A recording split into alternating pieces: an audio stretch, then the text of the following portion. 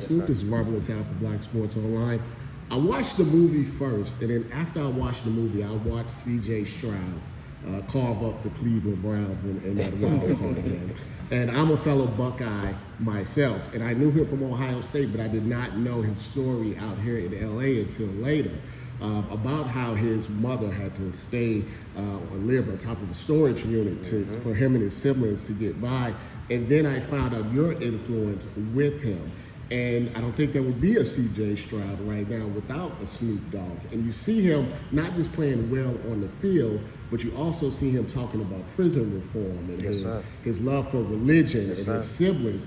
The inspiration that you talk about in the movie, he's using that. So I wanted to know, what were your memories of CJ Stroud as a youth? And when you see him now, how does that make you feel as someone that had a part of that, and seeing that what he's doing not just on the field, but what he's also trying to do for the community and others behind him?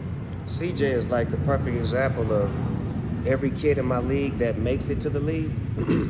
They're usually not the best player on their team at that time, but they're the best kid on the team at that time.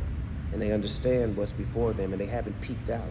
A lot of kids in my league can peak out because it's so exciting and so many great games and so much competition. You could peak out. And it's like, okay, I can't go to the next level because guess what? Every level you go up to, it's 1,000 kids that's better than you. CJ was always calm.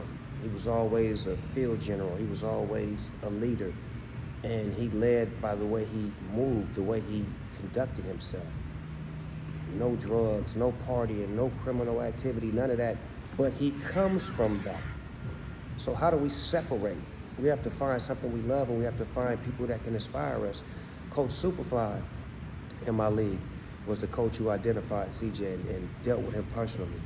He deserves a lot of credit because he deals with these kids on a day-to-day basis, and he coaches them up. And that's what I love about my league, is that I get a lot of the credit, but it's the intricacies of these coaches who do that groundwork, who go make sure that these parents have food and money to get by, and make sure that these kids are staying the course of school and making sure their grades are way above average, because they know that they're up against the gun. So you can't just have an average, you gotta be way above average.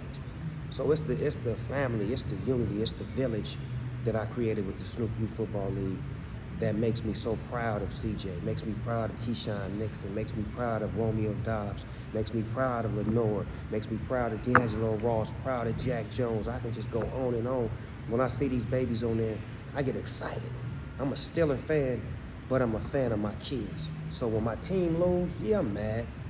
But if I see my kids still playing and still having a good time and fighting, that means more, because at the end of the day, we put somebody in a position where they can make their family proud of them. Not just me, but we. Take a final question from Mauricio.